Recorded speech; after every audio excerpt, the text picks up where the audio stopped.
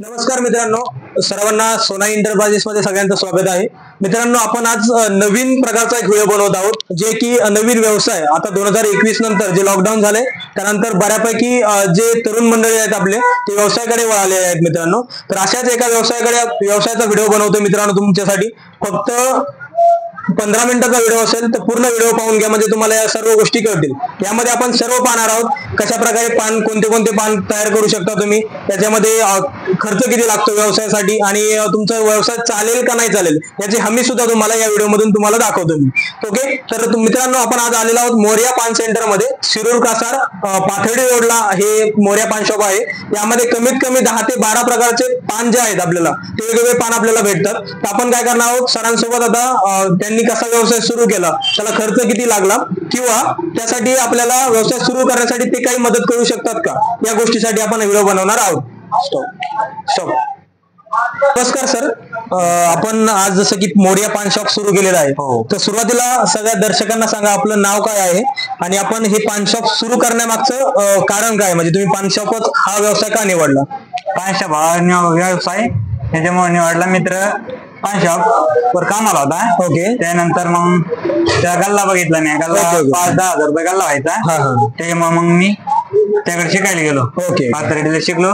तर मित्रांनो बघा, त्यांनी व्यवसाय फक्त याच गोष्टीमुळे निवडलाय की त्यांनी मित्राकडे, त्यांच्या मित्राचं पान शॉप होतं आणि त्यांनी त्याचा गल्ला म्हणजे काय सगळ्यांना माहितीच असतं की त्यांनी दिवसाचे जे पेमेंट येते त्यांना, आपण इंग्लिश मध्ये टर्नओव्हर बोलू शकतो, दिवसाचा टर्नओव्हर, तर त्यामध्ये त्यांना 5,000 रुपये भेटायचे त्यांच्या मित्रांना। त्यामुळे त्यांनी काय केले, पाथर्डीला जाऊन त्यांनी ते शिकून घेतलेलं आहे आणि शिकून घेतल्यानंतर त्यांनी हे शिरूर मध्ये दुकान टाकलेलं आहे मित्रांनो, बरोबर। आता आपण पुढचा प्रश्न सरांना विचारूया, जसं की सर आता तुम्ही सध्या एकटेच काम करताय का, कोणी तुमच्याकडे टीम वगैरे आहे? नाही, एकटेच आहेत। ओके, आता असं तुम्ही काही टीम ठरवून घेण्याचा प्लॅन वगैरे करताय? टीम नाही, आपण पार्टनरशिपच कोणाला देत नाही। ओके मित्रांनो बघा, आता सरांच्या बोलण्यावरून एवढं स्पष्ट होते की पार्टनरशिप सुद्धा देत नाहीत, म्हणजे याचा अर्थ काय की याच्यामधून इन्कम हा जो आहे तो खूप जास्त होत असणार आहे। इन्कम खूप जास्त होत असल्यामुळे त्यांनी काही पार्टनरशिपचाही प्लॅन त्यांनी ठेवलेला नाहीये। जर दर्शकांना, कोणत्याही दर्शकांना नवीन फ्रँचायझी टाइप मध्ये करायचं असेल तर तुम्ही संपर्क करू शकता, तुम्हाला त्याच्यासोबत पूर्ण मदत तुम्हाला भेटेल। आता आपण पुढच्या प्रश्नाकडे जाऊया सरांकडे। सर आता मला सांगा, तुम्ही दिवसाचे कमीत कमी आणि जास्तीत जास्त किती पान विकता सर? आम्ही 200 पान विकतो। 200 पानं विकायचे विकता। आणि आपल्याकडे पानाचे फ्लेवर कोणते कोणते पानाचे फ्लेवर आहेत आपल्याकडे?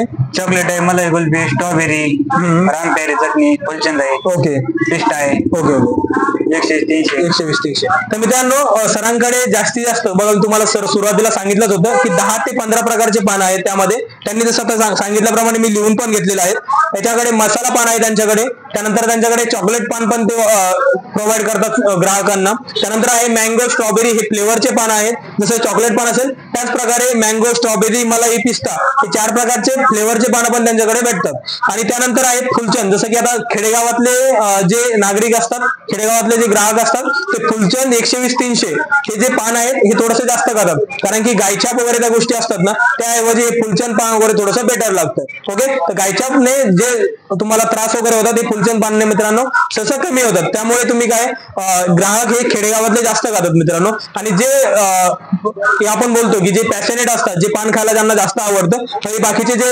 फ्लेवरवाले पान आहेत मित्रांनो ते पानं खातात। आता तुम्ही पाहत असाल ना व्हिडिओमध्ये मी दाखवेलच तुम्हाला, त्यांनी कमीत कमी आता 100 ते 150 पानांचं जे आहे त्यांनी पूर्ण आथरवलेले आहेत आणि त्याच्यावरती ते चटणी मसाला वगैरे जे असेल ते त्यांच्या प्रकारचं लावून ठेवतात, म्हणजे त्यांना दिवसाचे कमीत कमी 150 पानं हे त्यांना लावावे लागतात।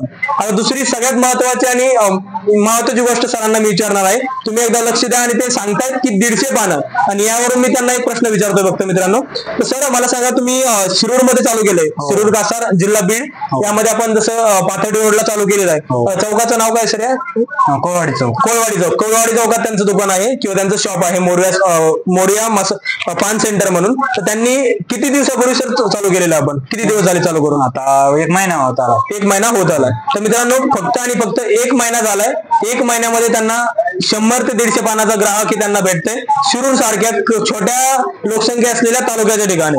आमचा शिरूर जिल्हा, आता मी स्वतः शिरूर तालुक्यातला आहे बीड जिल्ह्यामध्ये, आमच्याकडे बाकीच्या तालुक्यापेक्षा खूप कमी लोकसंख्या आहे किंवा कमी वर्धन असते, तरीही त्यांचे कमीत कमी 150 पानं त्यांचे हे जातात, बरोबर। तर मित्रांनो आणखी वेगळे प्रश्न असणार आहेत त्यामध्ये की ग्राहक जे आपण कस्टमर बोलतो, कस्टमर त्यांना कुठून येतात आणि कोणत्या कोणत्या गावाचे कस्टमर येतात.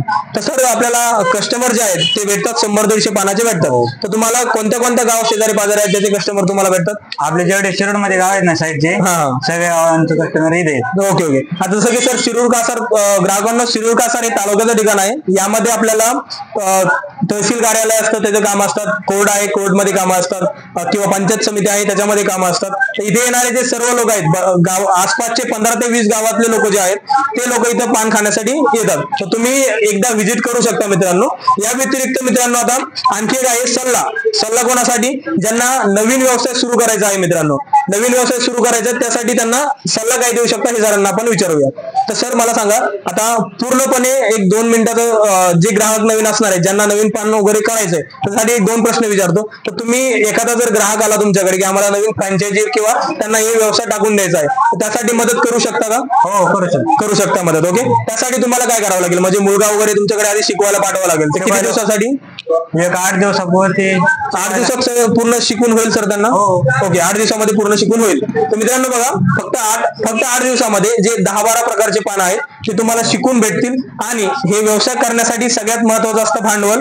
ते भांडवलसाठी मित्रांनो या व्हिडिओ मधून पण सांगतो तुम्हाला की माझ्याकडे मी सर्व सरकारी ज्या शासकीय योजना असतात, कर्ज योजना, या योजनेचे कामं करून देतो. तुमच्याकडे भांडवल कमी असेल त्यासाठी कर्ज वगैरे सुविधा पुरवल्या जातात. तुम्हाला भांडवल आहे, व्यवसाय वाढवायचा यासाठीही तुम्हाला महामंडळाचे कर्ज योजना वगैरे करून दिल्या जातात. आणि सगळ्यात महत्वाचा प्रश्न सरांना विचारूया आपण की आपल्याला याला टोटल भांडवल किती लागलं आणि ते दिवसाचे किंवा मंथली ऍव्हरेज जर पकडलं तर ते किती रुपये कमवतात. तर मित्रांनो सर आता मला सांगा, हे व्यवसाय उभारलाय आपण, यामध्ये खूप साऱ्या गोष्टी आहेत. जसं की आता पानसाठी मला काय काय लागते, पहिली गोष्ट सांगा रॉ मटेरियल. सुरुवात पानापासून करा आणि बाकीचे जे मसाले वगैरे आहेत तर त्यामध्ये तुम्ही कोणते कोणते मसाले वगैरे वापरता त्या गोष्टी सांगा मला सर. आपण फलचंद पानाला केसर वापरतो. ओके.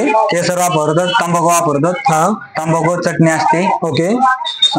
सुपारी म्हणजे तुमच्याकडे 5 वस्तू असतात. पान असतं, पान नंतर फुलचंद पानाला तुम्हाला चटणी लागते, सुपारी लागते आणि